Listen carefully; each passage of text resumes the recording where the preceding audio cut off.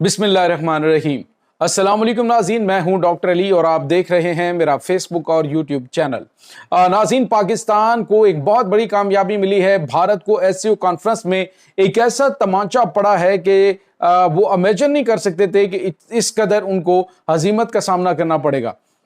इसकी ताज़ा तरीन अपडेट आपके साथ हम शेयर करेंगे। जबकि नाज़रीन, एक और बड़ी और अहम तरीन डेवलपमेंट, हमसाया मुल्क भारत के अंदर ज़लज़ले ने क़यामत बर्पा कर दी है और इस वक्त वहाँ पे बड़ी तशवीशनाक खबरें आ रही हैं। इसकी तमाम ताज़ा तरीन अपडेट्स आप जानेंगे और इसके साथ ही पाकिस्तान के लिए भी ख़तरे की घंटियाँ बजा दी गई हैं, इसकी भी तफसीलात आप जानेंगे। वीडियो की तफसील में जाने से पहले अगर आपने हमारे इस चैनल को सब्सक्राइब नहीं किया हुआ तो आपसे गुजारिश है काइंडली इसको सब्सक्राइब कर लें और बेल आइकन को ज़रूर दबा दें ताकि हमारी आने वाली वीडियो सबसे पहले आप तक पहुँच सकें। नाज़रीन, हम आपके शुक्रगुजार हैं जो आप हमारे वीलॉग्स को देखने के लिए वक्त निकालते हैं और कमेंट सेक्शन में अपनी मोहब्बतों का इजहार भी करते हैं। नाज़रीन, भारत का सोशल मीडिया जो है वो भारत के वज़ीर आज़म नरेंद्र मोदी को बड़ा बढ़ा चढ़ा के पेश कर रहा है। हालांकि जो कुछ वहाँ पे मोदी के साथ जो है वो वेलकम से लेकर अभी तक हुआ है, नो डाउट कि भारत एक अहम मुल्क है और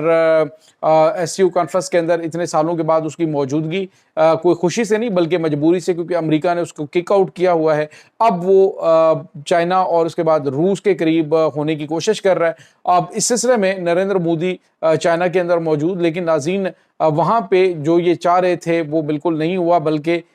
इनको एक बड़ा करारा जवाब एससीओ का जो एलामिया जारी किया गया है उसमें मिल चुका है। नाज़रीन, पाकिस्तान के जो प्राइम मिनिस्टर मियां शहबाज शरीफ साहब वहाँ पे मौजूद हैं।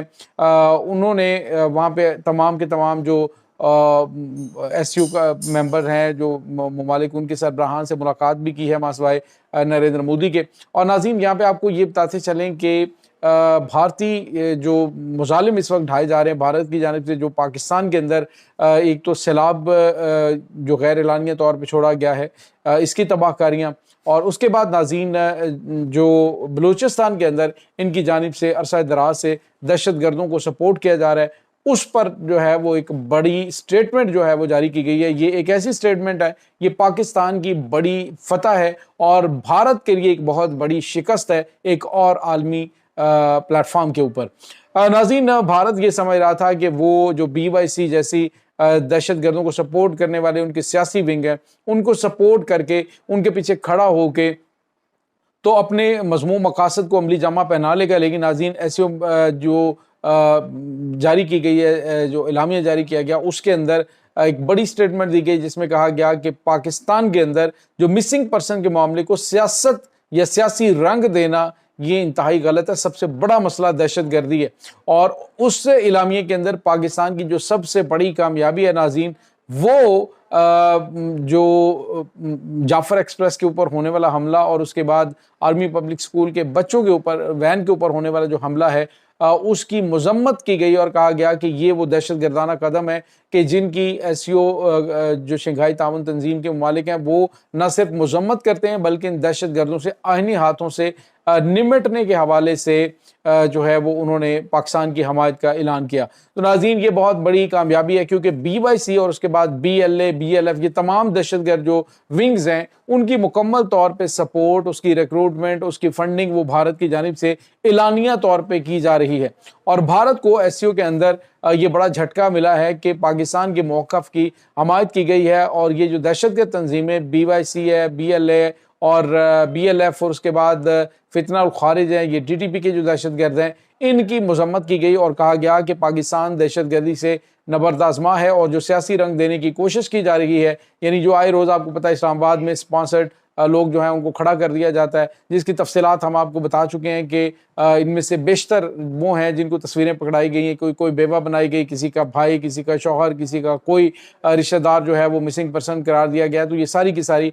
मुख्तलिफ यूनिवर्सिटीज़ की स्टूडेंट्स हैं, कोई कायद-ए-आज़म यूनिवर्सिटी की, कोई जो है इस्लामिक यूनिवर्सिटी की, और इनको जो है वहाँ से लॉन्च किया जाता है और ये जाके धरने में तमाशा लगा रही होती हैं। अब नाज़रीन, बाकायदा तौर पे इस चीज़ का जो है वो ऐलान किया गया है कि इसको जो सियासी रंग देने की कोशिश की जाती है, इसको सियासत के लिए इस्तेमाल किया जाता है, ये काबिल कबूल नहीं बल्कि अहम मसला दहशतगर्दी जिससे पाकिस्तान इस वक्त निमट रहा है और पाकिस्तान की इन कोशिशों को सराहते हैं और इसकी मजम्मत करते हैं। ये नाज़रीन बहुत غیر معمولی جو ہے وہ دھچکا بھارت کو لگا ہے۔ بھارت یہ سمجھ رہا تھا کہ وہ ایس میں جائے گا تو چائنا اور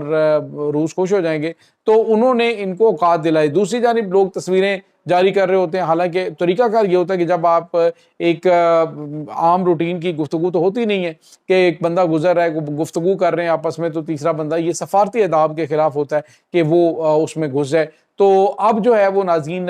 کچھ تصویریں جاری کی گئیں، حالانکہ وہ بھی آپ کو یاد ہوگا کہ جب نریندر مودی جو ہے اس کے پاس سے ہاتھ پکڑ کے تو چینی صدر جو ہے وہ ولادیمیر پوٹن کو دوسری جانب لے گئے، تو وہ بھی لوگوں نے مناظر دیکھے ہیں۔ اور دوسری جانب ناظرین جو پاکستان کے پرائم منسٹر ہیں، انہوں نے دہشت گردی سمیت جو بھارت کی جانب سے پاکستان کی جانب فلڈ بھیجا گیا ہے، جو ابھی دہشت گردی ہے، اس کو بھی ہائی لائٹ کیا۔ گلوبل وارمنگ کے حوالے سے پاکستان کے کردار اور پاکستان کے متاثر ہونے کے حوالے سے چیزوں کو ہائی لائٹ کیا گیا۔ دوسری جانب ناظرین اس وقت جو صورتحال یہ جو ایس سی او کانفرنس کے اندر ہونے والی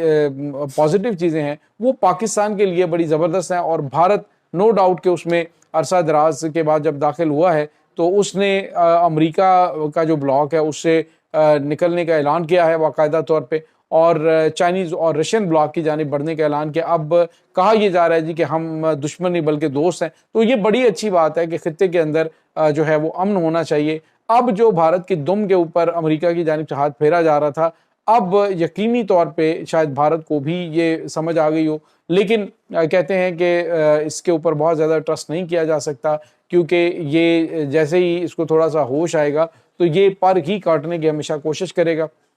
تو چائنا بھی اسے اچھی طرح سے جانتا ہے۔ دوسری جانب ناظرین ایک اور بڑی اور اہم خبر ہے، وہ افغانستان میں آنے والا جو زلزلہ ہے اس کی تباہ کاری، اور اس کے بعد ناظرین پیدا ہونے والی جو صورتحال ہے وہ سنگین شکل اختیار کر رہی ہے۔ ناظرین صوبہ کنڑ کے اندر آنے والا جو زلزلہ ہے اس نے تباہی مچا دی۔ اس وقت ناظرین 1000 سے زیادہ لوگ جان کی بازی ہار چکے ہیں، ہزاروں کی تعداد میں لوگ لاپتہ ہیں، مدد کے منتظر ہیں، اور اس وقت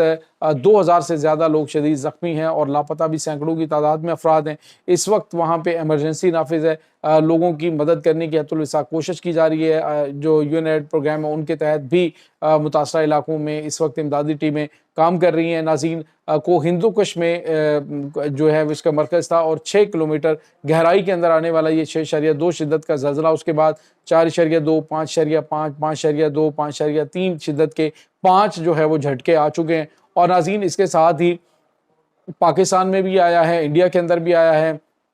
تاجکستان کے اندر بھی آیا ہے، لیکن وہاں پہ اتنا زیادہ جو نقصان ہے وہ نہیں ہوا۔ کنڑ چونکہ یہ ناظرین بالکل قریب تھا زلزلہ مرکز سے، تو اس وجہ سے وہاں پہ زیادہ تباہی، اس وقت بڑی تعداد میں گاؤں صفحہ ہستی سے مٹ چکے ہیں۔ اس وقت مزید وارننگ پاکستان کے لیے بھی جاری کی گئی ہے کہ آنے والے دنوں کے اندر پاکستان کو شدید موسمی حالات کے ساتھ ساتھ کچھ قدرتی آفات کا سامنا کرنا پڑ سکتا ہے۔ پاکستان کے نیشنل ڈیزاسٹر مینجمنٹ اتھارٹی جو ہے NDMA کی جانب سے ایک وارننگ بھی جاری کی گئی ہے، اور پاکستانیوں سے کہا گیا ہے کہ ہر 2 مہینے بعد خطرناک سچویشن کے لیے تیار رہیں، ایسی کچھ چیزیں آنے والے دنوں کے اندر پاکستان کو فیس کرنی پڑ سکتی ہیں۔ تو ناظرین یہ اس وقت تازہ ترین اپڈیٹس ہیں اس تمام صورتحال کے بارے میں۔ آپ کا کیا کہنا ہے؟ کمنٹ سیکشن میں اپنے خیالات کا اظہار ضرور کیجیے گا۔ انشاءاللہ بہت جلد ملتے ہیں ایک نئی ویڈیو میں، تب تک کے لیے اپنا بہت سارا خیال رکھیے گا۔ اللہ وارث۔